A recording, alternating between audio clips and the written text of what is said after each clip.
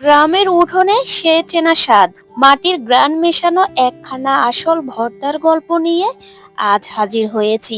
আজ বানাবো সবার প্রিয়, একদম সহজ কিন্তু অসম্ভব মজাদার ভরবটি শিম ভর্তা। কচকচে শিম, কাঁচা মরিচের ঝাঁজ, ধনিয়া পাতার গন্ধে তৈরি এই ভর্তা গরম ভাতের সাথে হলে আর কিছুই লাগবে না। কোনো ঝামেলা নেই, খাঁটি গ্রামের ঘরোয়া স্বাদে ভরপুর আজকের ভরবটি ভর্তা। চলুন তাহলে আর দেরি না করে শুরু করা যাক আজকের ভিডিও। সো হ্যালো এভরিওয়ান, আসসালামু আলাইকুম। আপনারা সবাই কেমন আছেন? আমি আলহামদুলিল্লাহ আল্লাহর রহমতে ভালো আছি। আজকে আবারও হাজির হলাম ভর্তা রেসিপি নিয়ে। তো শুরুতে নিয়ে নিলাম কাঁচা মরিচ আর নিয়ে নিলাম এক টুকরো মাছ। আসলে আজকে বানাবো মজাদার ভরবটি ভর্তা, এই জন্য নিয়ে নিলাম মাছ।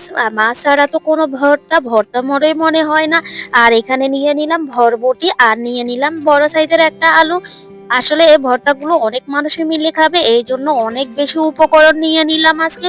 উপকরণ বলতে কি, বড় সাইজের একটা আলু আর অনেকগুলো ভরবটি নিয়ে নিলাম। অনেকগুলো মানুষ মিলে খাবো তাই অনেকগুলো নিয়ে নিলাম।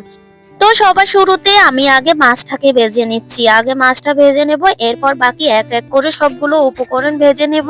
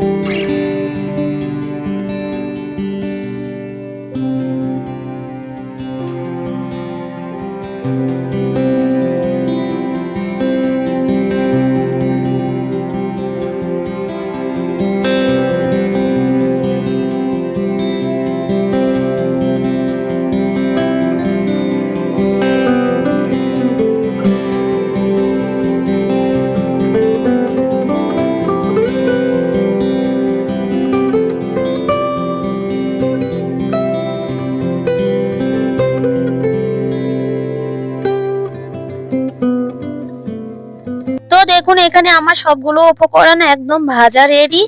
এখন শুধু ভর্তা করার পালা। এখানে একটা মাছ নিয়ে নিলাম আর আলু ভেজে নিলাম। আর এগুলা হচ্ছে বরবটি। আর নিয়ে নিলাম ধনিয়া পাতা, নিয়ে নিলাম পেঁয়াজ কুচো আর নিয়ে নিলাম শুকনো মরিচ। এখন এগুলাকে আমি ব্লেন্ডার জারে দিয়ে দেব। প্রথমে আমি ধনিয়া পাতা আর কিছু পেঁয়াজ দিয়ে দিব, কারণ হচ্ছে পেঁয়াজটা হচ্ছে পানি জাতীয় জিনিস, এই জন্য আমি আগে পেঁয়াজ, ধনিয়া পাতা আর বরবটি দিয়ে ব্লেন্ড করে নেব।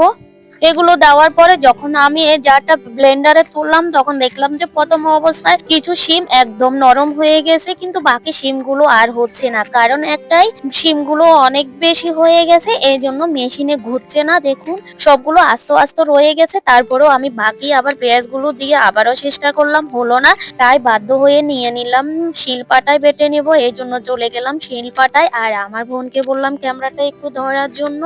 তো ও একটু ক্যামেরাটা ধরলো, এক একবার এক এক রকম ভাবে ধরলো। তো কি বলবো ওরে, আর ওরে আমি দেখাইলাম একরকম, ও ধরলো অন্যরকম। তারপরেও অনেক কষ্ট করে আমি পরবর্তীতে শিলপাটায় গিয়ে এই ভর্তাটা কমপ্লিট করলাম। আমার ভিডিওটা এ পর্যায়ে আসে, যারা এখনো পর্যন্ত একটা লাইক দেন নাই, প্লিজ একটা লাইক দিয়ে দেন। আপনার একটা লাইক আমার ভিডিও অনেকজনের কাছে পৌঁছাতে সাহায্য করবে। আসলে আজকে ভিডিওর ভয়েস দিতে আমার অনেক বেশি ঝামেলা হয়ে গেছে, কারণ একদিকে বাচ্চারা খেলতেছে দৌড়াদৌড়ি, তাদের কথার শব্দগুলা শোনা যাচ্ছে, অন্য দিক দিয়ে একটা জায়গা ওয়াজ হচ্ছে, যার জন্য আমার ভয়েসে অনেকগুলো নয়েজ আসতেছে।